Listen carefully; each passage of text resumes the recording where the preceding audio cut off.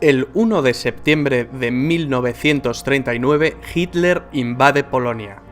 Esta es la acción bélica que realmente inicia la Segunda Guerra Mundial. La Segunda Guerra Mundial es la contienda más devastadora que la humanidad jamás ha conocido. Pero para entender cómo se llegó a este punto debemos remontarnos años atrás, por lo menos al final de la Primera Guerra Mundial. El Tratado de Versalles había puesto fin a la Gran Guerra, y la Gran Alemania había salido muy perjudicada tras perder territorio y serle impuestas desproporcionadas compensaciones que debía pagar a los vencedores. Los alemanes necesitaban de un líder que les guiara como pueblo y que les hiciese recordar tiempos pasados. Por eso surge un tipo como Hitler, un pintor frustrado que supo canalizar la rabia y los anhelos de todo un país. Si se puede decir algo bueno de un villano como Hitler, es que era un gran orador y un maestro de la propaganda. Les habló a los alemanes de la superioridad de su raza y del camino que el pueblo debía seguir para engrandecer la nación. Hitler, a golpe de discurso, se erigió en el líder del Partido Obrero Alemán, transformándolo en el Partido Nacional Socialista Alemán, de ideas nacionalistas, supremacistas, racistas y un fuerte componente antisemita y antimarxista. En 1923, Hitler acabó en la cárcel tras un fallido golpe de Estado. En su encierro aprovechó para escribir el Mein Kampf, Mi lucha, libro desquiciado de escasa calidad literaria que acabaría siendo el evangelio del nazismo. Tras su encierro, Hitler volvió a la palestra política y acabaría ganando en 1932 unas elecciones con mayoría simple para alzarse como canciller de los alemanes al año siguiente.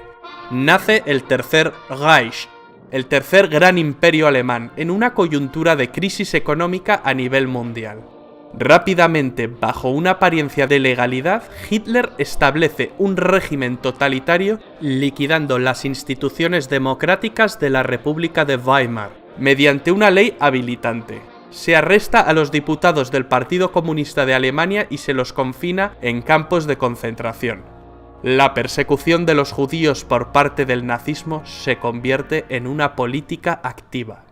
El Führer hizo caso omiso de las obligaciones que para Alemania señalaba el Tratado de Versalles, creando un fuerte estado militar, con tímidas protestas de Francia e Inglaterra. En el año 1938 empezó a poner en práctica su política de expansión territorial, incorporando a Austria entre sus dominios. Ese mismo año, Hitler amenazó con desencadenar una guerra europea, a menos que los Sudetes, una zona fronteriza de Checoslovaquia con una mayoría de etnia alemana, fueran cedidos a Alemania. Para resolver el asunto se sentaron a hablar en Múnich alemanes, franceses, ingleses e italianos. A los checoslovacos ni les invitaron. El primer ministro británico Chamberlain y su homólogo francés, en un acto de tibieza y cobardía, ceden con tal de que la sangre no llegue al río. Mal calculado. Al año siguiente Hitler incumple su palabra y ocupa el resto de Checoslovaquia. Churchill criticó duramente a Chamberlain con la frase «Hemos preferido el deshonor a la guerra, tendremos el deshonor y también la guerra». Y así fue. Para construir un gran imperio, los planes de Hitler pasaban por la anexión de Polonia. Polonia era un país surgido del Tratado de Versalles. Sus tierras antes habían pertenecido a Alemania, a Austria y a Rusia. A los polacos se les había concedido una franja de tierra para que el país tuviese una salida al mar Báltico a través del corredor de Danzig, partiendo Alemania en dos. Agosto de 1939. El comunista Stalin y el anticomunista Hitler, dos líderes totalitarios, sorprenden a medio mundo con el pacto Ribbentrop-Molotov, un tratado germano-soviético de no agresión. Dos enemigos irreconciliables firmaron no atacarse. 9 días después del pacto, Hitler invade la parte occidental de Polonia y 3 semanas después, los soviéticos se encontraban invadiendo la parte oriental. La invasión de Polonia hizo que por fin Inglaterra y Francia le declararan la guerra a Alemania. Alemania se tomó una pausa para reagrupar filas, mientras británicos y franceses se mantuvieron a la defensiva.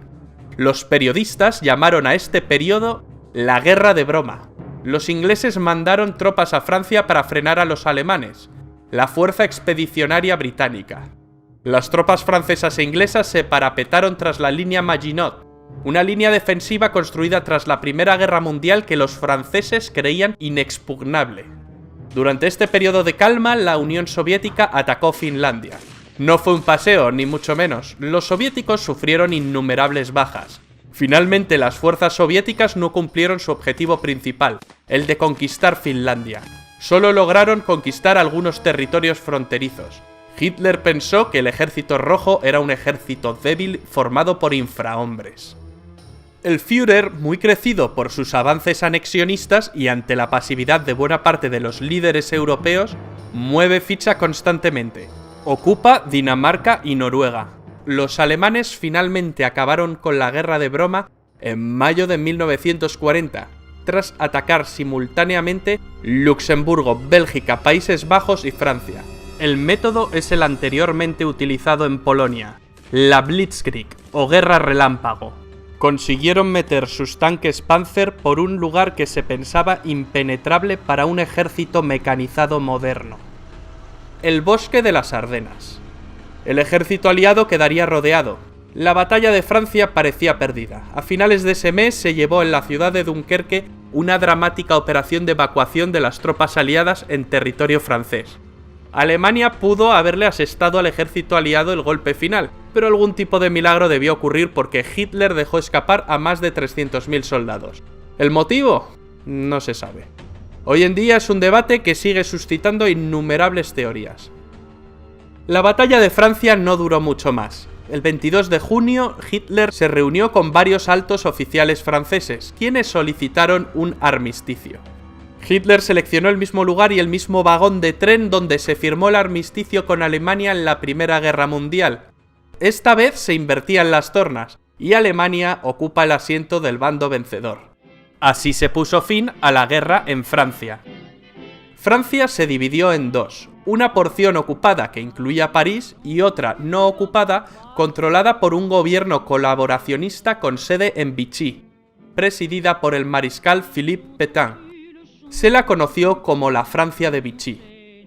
Charles de Gaulle inmediatamente se declaró en contra del gobierno de Vichy y proclamó la Francia libre. Llamó asimismo a formar la resistencia francesa. Italia y Alemania, las dos potencias fascistas, estaban unidas desde 1936 en una agrupación que Mussolini denominó el eje Roma-Berlín.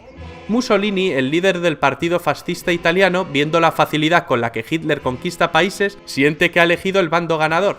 Se ha apropiado de Albania y se ha sumado a los alemanes declarándole la guerra a Francia e Inglaterra. Il Duce, emulando a Julio César, quiere ampliar más sus posesiones, ya que Italia, al igual que Alemania, había llegado tarde al reparto colonial.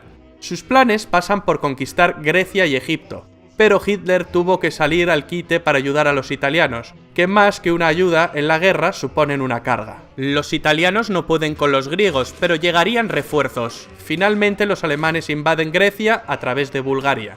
Mussolini luego atacaría las bases británicas de Egipto desde Libia. El objetivo era tomar el Canal de Suez, la puerta del imperio colonial británico. ¿Pero qué había pasado en Europa tras la derrota de Francia? ¿Qué fue de los británicos?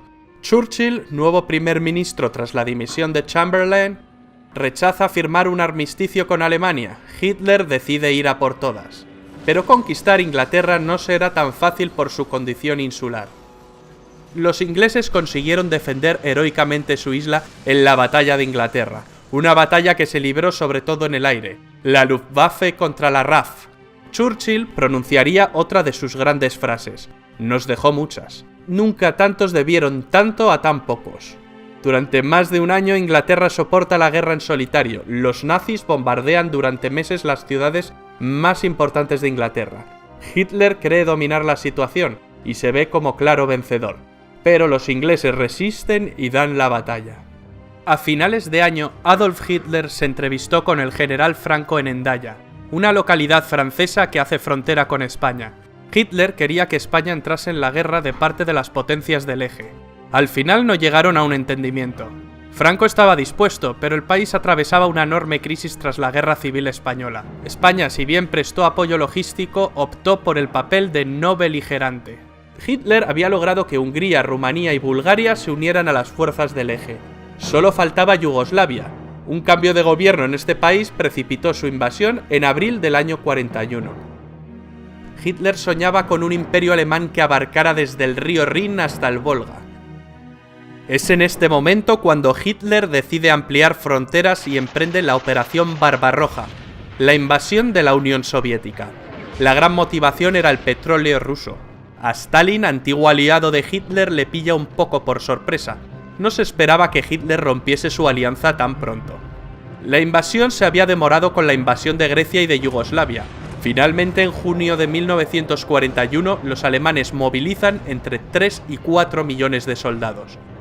En un primer momento, los alemanes ganan campañas y terreno con facilidad.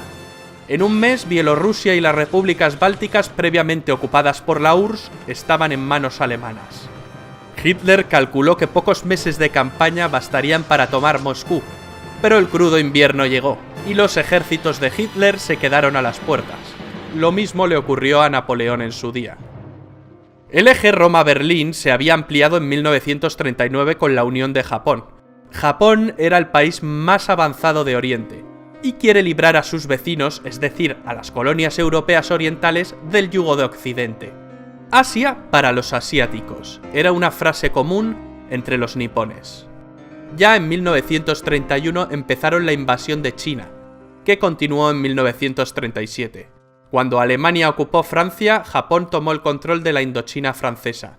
Sobrevino un bloqueo comercial y un embargo de petróleo por parte del gobierno de Estados Unidos presidido por Roosevelt. La única salida que le quedaba a Japón era retroceder o ir a la guerra. Los japoneses atacaron por sorpresa la base americana de Pearl Harbor, en Hawái, en diciembre de 1941. El gigante dormido despierta y Roosevelt pronuncia su famoso discurso de la infamia en el que declara el estado de guerra entre Estados Unidos y el Imperio japonés. Tras Pearl Harbor, los japoneses invaden Hong Kong y en cuestión de meses Singapur, Birmania, Tailandia, las Indias Orientales holandesas, Filipinas... Una especie de tsunami o guerra relámpago a la japonesa. La bandera del sol naciente ondea sobre el Pacífico.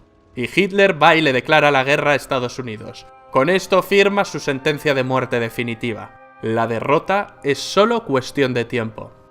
Una batalla naval empieza a librarse en el Pacífico. En el Atlántico la batalla se venía librando desde el principio de la guerra. En este escenario, los U-Boot alemanes hunden una cantidad enorme de barcos aliados. La mayoría barcos de abastecimiento. Para evitar la sangría, el papel de la inteligencia aliada fue clave. Concretamente con el desciframiento de la máquina Enigma usada por los nazis. Algunos expertos señalan que la guerra se acortó 2 años por este motivo. En el Pacífico, en 1942, los americanos consiguen vengarse de Pearl Harbor 6 meses después, concretamente en la batalla del Midway, un duro revés para los japoneses, donde pierden 4 portaaviones. Las tornas se habían empezado a invertir. En Europa, Churchill aprueba bombardeos masivos sobre la población civil alemana. Mientras, en el norte de África, las tropas alemanas de Rommel y las italianas ganan algunas campañas, pero son derrotadas en las batallas del Alamein, que marcan un cambio de rumbo. Los alemanes no consiguen llegar al Canal de Suez, y con ello el plan de Tenaza de ir a por las reservas de petróleo de Oriente Medio se desvanece. Los alemanes también planean conquistar los campos petrolíferos del Cáucaso. Es entonces cuando Hitler decide dividir sus fuerzas e ir a por Stalingrado, con el objeto de asestarle un golpe moral a Stalin, pues era la ciudad que llevaba su nombre. Mala jugada por parte del Führer.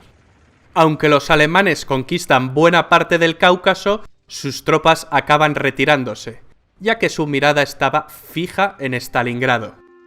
A principios de 1943, los alemanes se rinden tras la larga batalla de Stalingrado, la más sangrienta de la historia de la humanidad. La grave derrota de la Alemania nazi y sus aliados en esta ciudad significó un verdadero punto de inflexión, y fue decisiva en los resultados finales de la guerra. A partir de aquí, los alemanes ceden constantemente terreno a los rusos. En julio de ese año, los alemanes no consiguen frenar al ejército rojo en la batalla de Kursk, la mayor batalla de tanques de la historia. Ese mismo mes los aliados bombardean Roma, lo que provoca gran desmotivación en los italianos. Estaban convencidos de que los aliados nunca bombardearían la ciudad santa. Además saben que están perdiendo la guerra. Terminarían por renegar de sus antiguos aliados. Al poco tiempo deponen a Mussolini y lo arrestan. Duro revés para los alemanes, los italianos les han traicionado. El 4 de junio de 1944 los aliados llegaron a Roma y la liberaron. El 6 de junio un enorme contingente de tropas aliadas desembarcó en las playas de Normandía. Los alemanes, que ya retrocedían por el este, empiezan a retroceder por el oeste. El avance aliado es incontenible. No tardan en llegar a París. Cuando los aliados cruzan la frontera germana, los alemanes lanzan una desesperada ofensiva en las Ardenas, que no surte efecto. En el Pacífico las tropas niponas se desvanecen. Las acciones de los kamikazes solo retrasan la ofensiva estadounidense. En enero de 1945, el Ejército Rojo llega al campo de concentración de Auschwitz, Polonia, y libera a miles de prisioneros. La opinión pública empieza a conocer los horrores del Holocausto judío y su verdadero alcance. Más de 6 millones de judíos fueron asesinados por el régimen nazi. En febrero los aliados realizan el bombardeo de Dresde, uno de los mayores bombardeos sobre población civil de toda la guerra, resultando destruida casi toda la ciudad. En abril los rusos llegaron a Berlín y ganan la última batalla europea. Ese mismo mes se suceden el fusilamiento de Mussolini y el suicidio de Hitler. Finalmente la Alemania nazi se rinde incondicionalmente ante los aliados. Termina la Segunda Guerra Mundial en Europa, pero la guerra continúa en algunas zonas de Asia y Japón. Hicieron falta 2 bombas atómicas sobre Hiroshima y Nagasaki en agosto para rendir al incansable ejército del emperador Hirohito.